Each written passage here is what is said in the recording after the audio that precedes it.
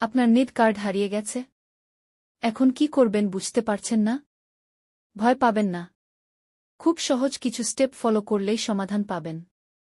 Step ১, থানা GD করুন। প্রথমেই নিকটস্থ থানায় গিয়ে একটি জিডি জেনারেল ডায়েরি করুন। এটা প্রমাণ হিসেবে কাজে লাগবে। স্টেপ ২, অনলাইনে আবেদন করুন। এর ওয়েবসাইটে গিয়ে নেট রিইস্যু এর জন্য আবেদন করুন। স্টেপ ৩, প্রয়োজনীয় কাগজপত্র দিন। জিডির কপি, জন্মতারিখ, মোবাইল নাম্বার এই তথ্যগুলো দিতে হবে।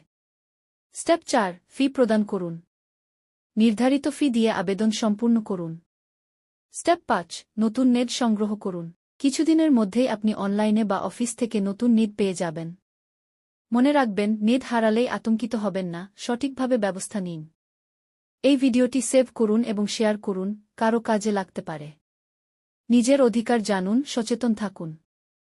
এটি সাধারণ তথ্য, ব্যক্তিগত মামলার জন্য আইনজীবীর পরামর্শ নিন। আর লিগ্যাল হেল্প বেড চ্যানেলটি সাবস্ক্রাইব করুন, কারণ আমরা সহজ ভাষায় বাংলাদেশের আইন শেখাই।